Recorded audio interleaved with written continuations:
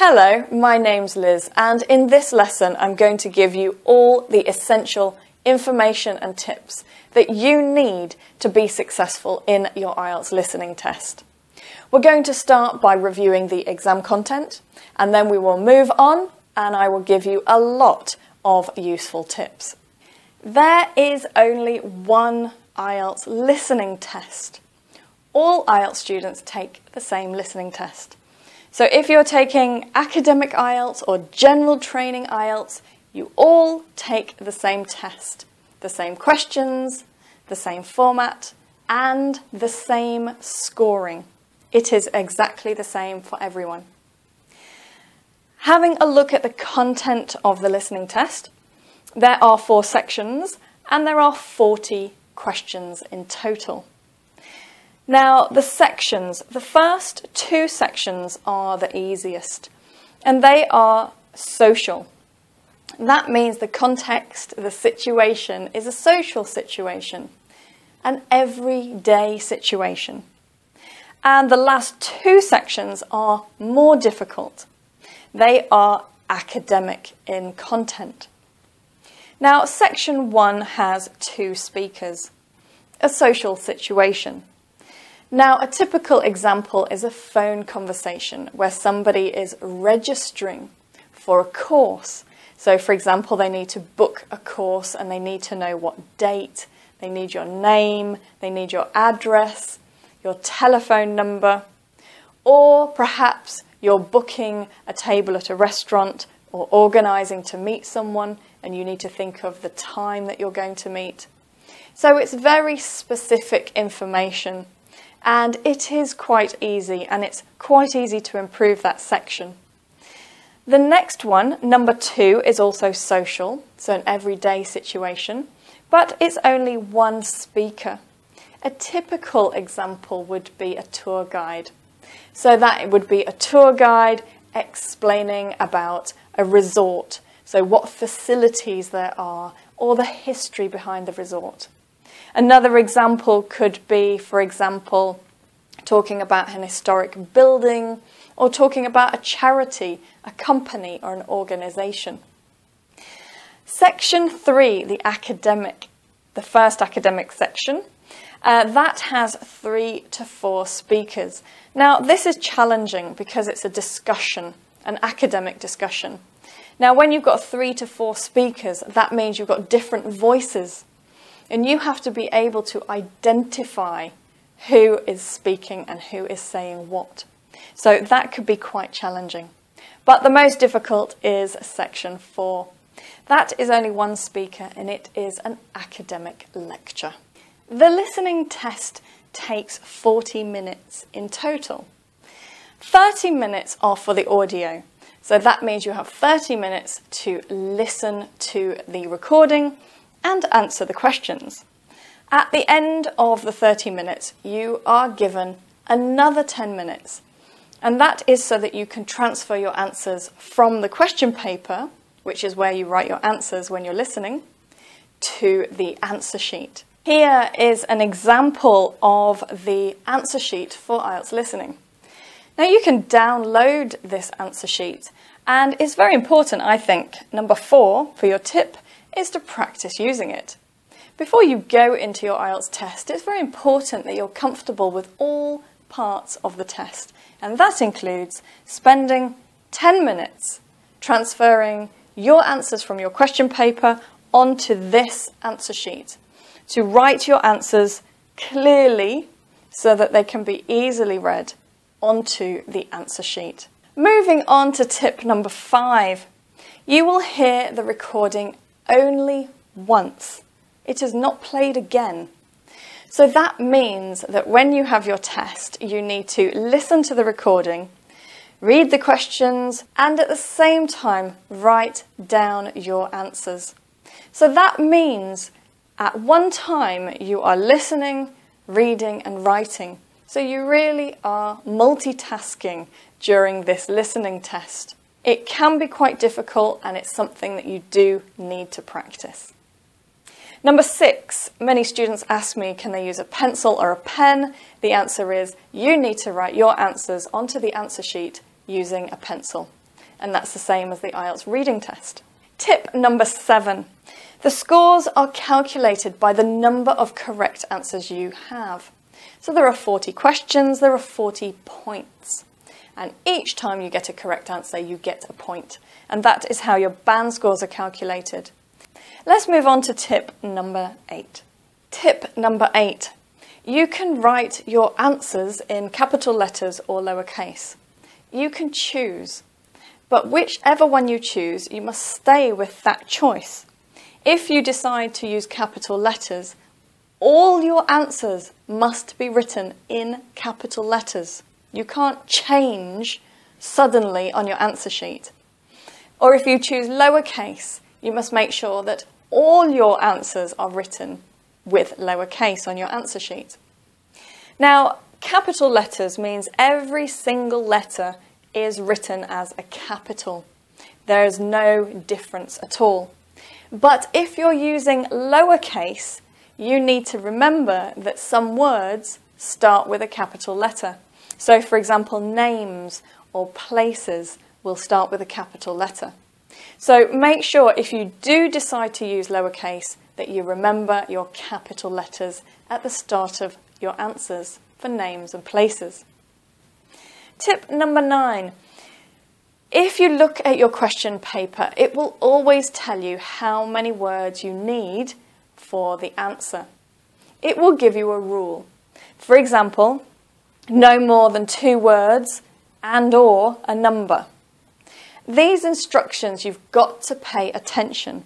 Every time you get a new type of question, that might change.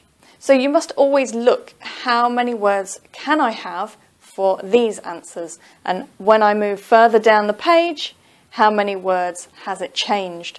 Underline it quickly so that you don't forget. Now, many students get confused about what it means. So let me explain. We've got no more than 2 words. So that means we cannot have 3. No more than 2 words and or a number.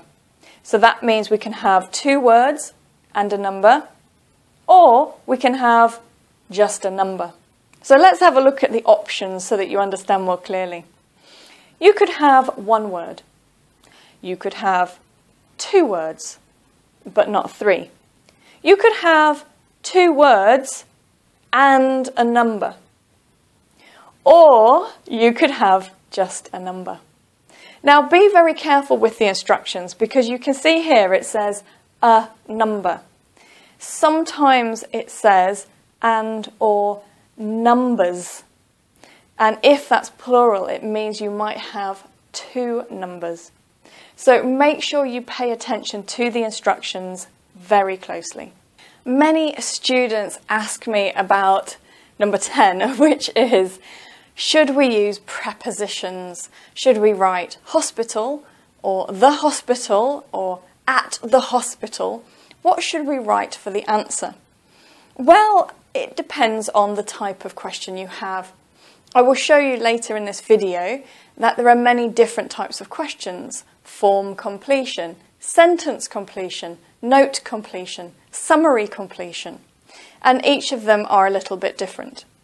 Now you can see here, this is an example of a question from a form. They tell you the type of information they want, and you write your answer here, and it can be just 1 word. So it would be possible to write just hospital. But if we look at this example, you can see it's a sentence. And that means when we fill in the answer here, the sentence must be grammatically correct, because we are completing the sentence. So here we would say the best place to meet is at the hospital, and that would be 3 words. So you need to look at the type of question. Are you just making notes, or are you completing sentences? Number 11. All words are counted, even if they are small words. So for example, a holiday, that is 2 words. That's the same for reading and writing. And of course, this 1950, that would be considered as 1 number. Number 12, this is important, spelling. If you spell a word incorrectly, it will be marked wrong. So that means that, of course, when you're listening, you don't have time to think about spelling. But in listening, you have 10 minutes at the end of your test to transfer your answers to the answer sheet. That is the time for you to pay attention to spelling. Pay attention to your spelling and capital letters, check the grammar. Use the 10 minutes for transferring answers wisely. Number 13, should you write words or letters on your answer sheet? Now that's very important. You can see here we need to write a word, or here we need to complete the sentence with one or more words. But if it's a multiple choice, that's different. The instructions tell you to choose the correct letter. So that means we've got A, spring, B, summer, or C, winter. Now, when we choose our answer, for example, B, we need to write B on the answer sheet. If you write summer on the answer sheet, it is marked wrong. So although you have the correct answer, really, you have written the wrong answer on your answer sheet because you needed to write the letter. So make sure you read the instructions. The instructions will tell you if you're going to write a letter or a word. And again, that is the same as IELTS reading. Let's move on to number 14. One of the most important tips to help you prepare for your IELTS listening test is to learn about the types of questions that you will get in IELTS listening. There are quite a lot, as you can see, of different types of questions, and you need to practice each type of question. When you get in your listening test and you go to the question, you have enough time to read the question and answers, but you don't have enough time to try to understand what to do if you've never seen that type of question before. So knowing and having a strategy, a technique for each type of question is important for your IELTS listening test. Now, one of the most difficult types of questions is the multiple choice. That's often where you have A, B, or C to choose from. But multiple choice could also be a very long list. For example, 8 options, and you need to answer 3 questions relating to all those 8 options. Or the multiple choice might be a choice of people's names. Do you remember in section 3, there are 3 or 4 speakers, so you might have to match the name of the person with the information. So there are different kinds of multiple choice. There's also map completion, and that's when you're given the map of a town or some streets. It might also be a building plan. So that's when you've got all the rooms in a building that you have to label and complete. It could be diagram labeling. So you've got a diagram and your answers relate to parts of that diagram. You could have a form completion. That's very common in section 1. Or note completion. That's very common in section 4. You could have flowchart completion. Sentence completion, that's a very common type of question. Summary completion, that's a little bit similar, except this is more like a small paragraph that you need to complete. We also have short answer questions. So these are questions that might need 1-word answers, 2-word answers, or 3-word answers. And of course, table completion as well. So there's a lot of different types of questions that you need to practice. If you want to have practice with these question types, then you can get a book of practice tests, or you can visit my blog where I have free practice lessons using many of these types of questions. Now let's have a look at number 15. Number 15, don't try to understand everything. The aim in IELTS for listening and reading is to find answers to questions. A correct answer is 1 point. All you want are answers. You are not aiming to understand everything. So you need to look at your question, try to think of what type of answer you're looking for, listen for that answer. There will be a lot of extra information given in the recordings, and you need to just relax and focus on the answers that you're looking for. Number 16. This is an important tip. You need to prepare your answers and questions. Now, before you listen to the recording, you will hear a message, and it will say to you, you now have time to prepare questions 1 to 5. That means that you will have time to prepare and read questions 1, 2, 3, 4, and 5. Then you will listen to it, and after you will have a chance to prepare questions 6, 7, 8, and 9. So you're always given time to prepare, but it's not long. So you do need to train yourself to prepare questions quickly. Now let's have a look at this one. This is a sentence completion. Now the first thing I would do is I would underline this. The town square. Of course I'm going to hear those words, and those words will help me to find my answer. I will also pay attention that built is a verb that is very easy to paraphrase. For example, construct. So the town square was constructed by. So I can see that immediately because I've done lots of practice and it's a word I'm familiar with.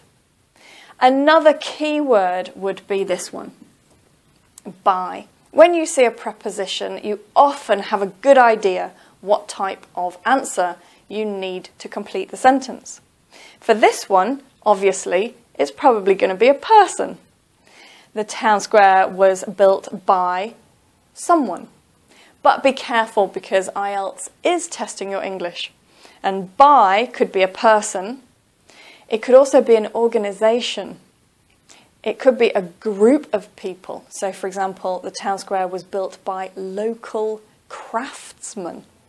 So it might not be the name of a person. But you can see very quickly that I identified 3 key words.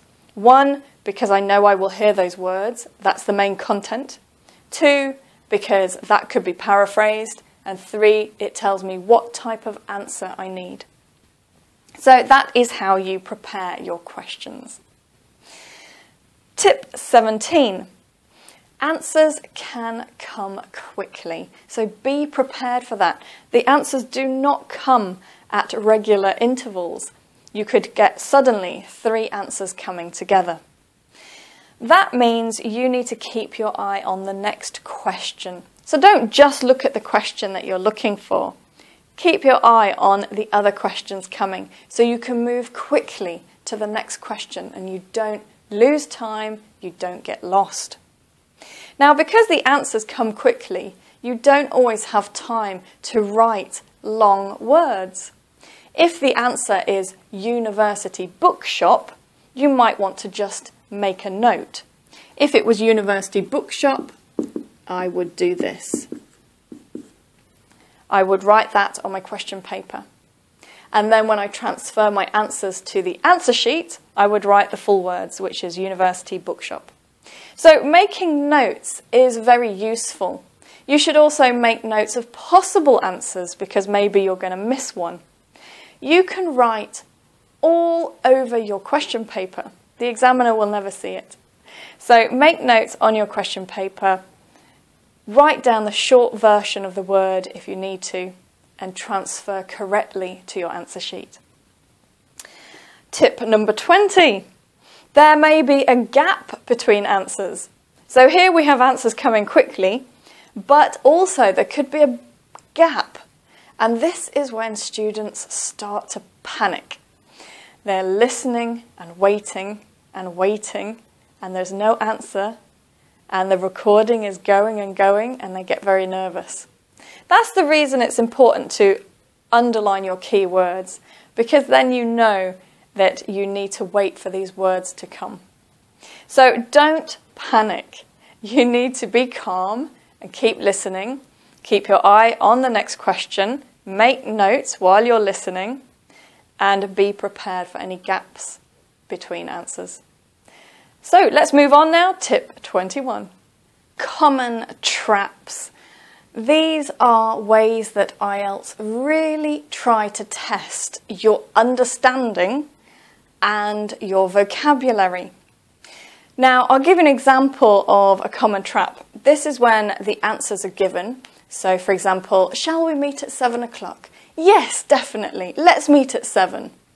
So we've got the answer, 7 o'clock, but then it's changed. And the speaker says, oh, actually, sorry, how about past? So suddenly, instead of the answer being 7, it is now 7:30. So when you listen and you hear your answer, obviously you can make a note of the answer, but keep listening because that answer might be changed. So be careful with that.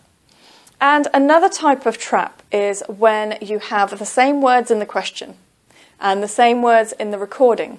So of course people immediately think, oh, this is my answer. But actually that could be a trap because usually IELTS will use paraphrasing rather than using the exact same words completely. So always be a little bit suspicious when you hear all the same words. If you want to have practice with common traps, then visit my blog. I've got lots of practice exercises with these types of traps, and it will help you to practice for that. Number 22, repeated answers. If you look, for example, at section 3, this is when we've got 3 or 4 people having a discussion. And of course, when you are discussing something, people might say, is this what you mean? Do you mean this? And the answer could be repeated again. And that can help you to locate the answer. Number 23, very important. Now, IELTS is a listening test, and they know that many foreign language speakers struggle to hear plurals. So you need to pay attention. Does that word have an S on the end or not? Now, if you have a sentence completion, sometimes you can see in the grammar that you need a plural answer. So just take a look, but keep your ears open for those plurals. Now it's time for me to give you a breakdown of the scoring, and I will give you the scores for band score 5, 6, 7 and 8. The scoring. Now you can see here we've got the band scores. You've got 5.56, 6.57, 7.5. And you can see here, these are the number of correct answers that you need to get the band score. So if you're looking for band score 7, you will need to get 30 or 31 answers correct. And to get 7.5, you need 32, 33 or 34 answers correct to get band score 7.5. So what you can see is it is all about the number of correct answers. So tip number 24 is, if you don't know the answer, guess. Write something on your answer sheet. Don't leave an empty space. Because if your answer is wrong, it will not affect your band score. You don't lose a point if your answer's wrong. So always guess if you don't know. I'll give you a link at the end of the lesson so that you can get all the scoring for all the band scores. Now let's move on to tip number 25. Let's look at the final tips. The first one is to listen to the example that is given at the beginning of your listening test. So before section 1 truly begins, you have a chance to listen to an example and see an example answer. You should use that time to get used to the speaker's voices because that will help you understand what they're going to say. This example is only given at the start of section 1, not at the start of section 2, 3 or 4. So use the time effectively and listen carefully to the example. Now, the accents that come in the IELTS listening test. Of course, there will be a lot of British English accent and Australian accent as well. But IELTS is an international English language test, so that means there will be a range of accents. So when you practice for your listening test, make sure you practice listening to different types of accents. Now, the next one, this is quite important. You will often find titles on your question paper, and those titles are very useful because it helps you prepare for the topic that's coming.